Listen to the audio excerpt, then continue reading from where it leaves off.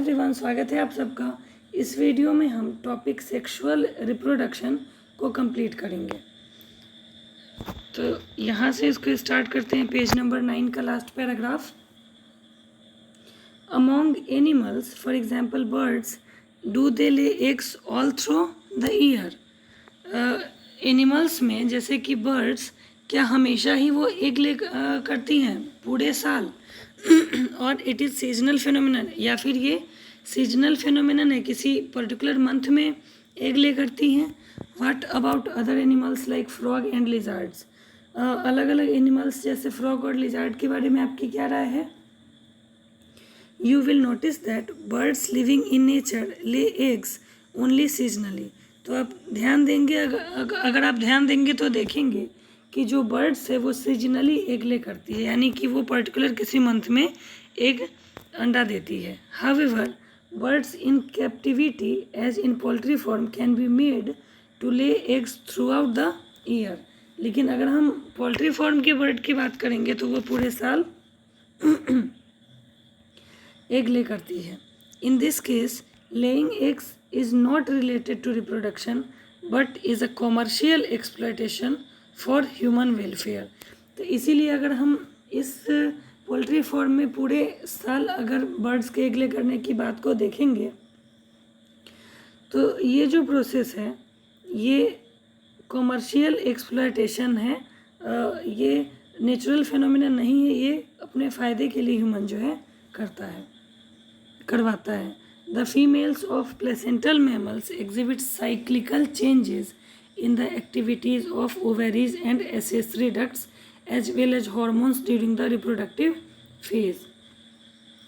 Placental mammals की जो female होती है उनके अंदर साइक्लिकल चेंज होता है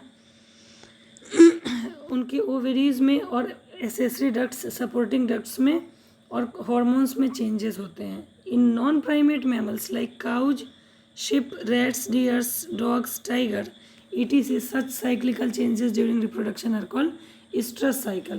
और वहाँ पे अगर हम नॉन प्राइमेट की बात करेंगे तो काउज, शिप, रैट, ये सब जो हैं इनके अंदर जो साइक्लिकल चेंज होता है उसको हम estrus साइकिल कहते हैं।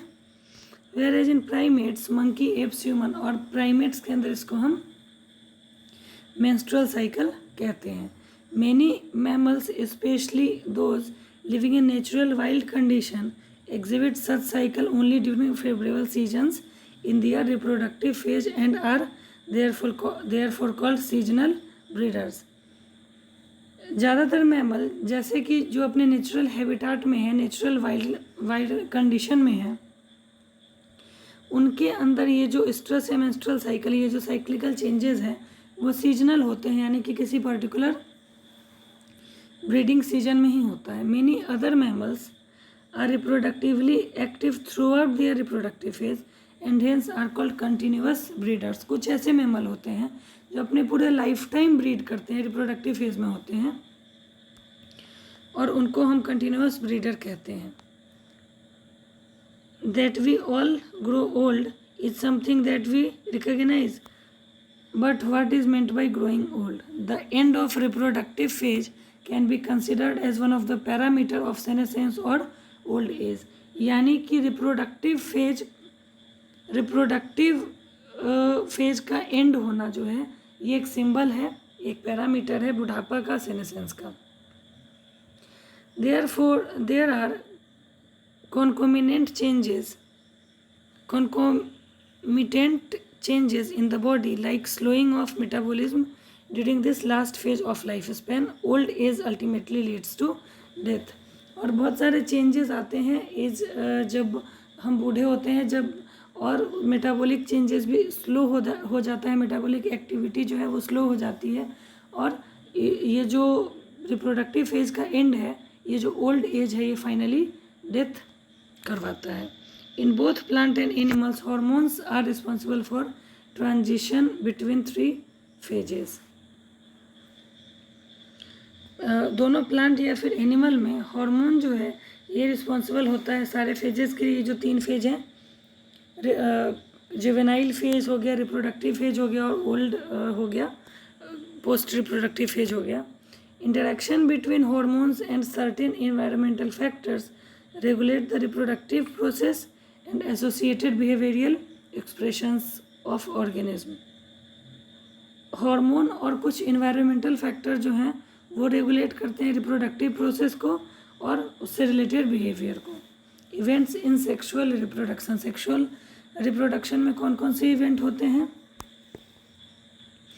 After attainment of maturity all sexually reproducing organism exhibit events and processes that have remarkable fundamental similarity. Maturity gain करने के बाद जितने भी सेक्सुअली रिप्रोड्यूसिंग ऑर्गेनिज्म हैं वो बहुत सारे इवेंट और प्रोसेस रिमार्केबल प्रोसेस और इवेंट शो करते हैं. Even though the structure associated with sexual reproduction are indeed very different. अलग अलग ऑर्गेनिज्म जो हैं उनका रिप्रोडक्टिव स्ट्रक्चर जो है वो डिफरेंट है पर वो बहुत सारे रिमार्केबल चेंजेस शो करते हैं. The events of sexual reproduction though elaborate and complex follow a regular sequence. बहुत ही कॉम्प्लेक्स प्रोसेस है सेक्सुअल रिप्रोडक्शन का और वो एक रेगुलर सीक्वेंस के साथ होता है. Sexual reproduction is characterised by fusion of male and female gamete. Sexual reproduction जो है उसको हम कैसे कैरेक्टराइज करते हैं? मेल और फीमेल गैमेट के फ्यूजन से, उसके बाद जाइगोट फॉर्मेशन से और फिर एम्ब्रियोजेनेसिस से यानी एम्ब्रियो के फॉर्मेशन से. For convenience the sequential event may be grouped into 3 distinct stages namely pre fertilisation, fertilisation and post fertilisation event. और फ्यूजन के बाद 3 इवेंट आते हैं. प्री फर्टिलाइजेशन, फर्टिलाइजेशन से पहले, फर्टिलाइजेशन यानी मेल और फीमेल गैमेट का फ्यूजन, और पोस्ट फर्टिलाइजेशन इवेंट मतलब कि फ्यूजन के बाद जाइगोट के बाद जो डेवलपमेंट होता है उसको कहते हैं.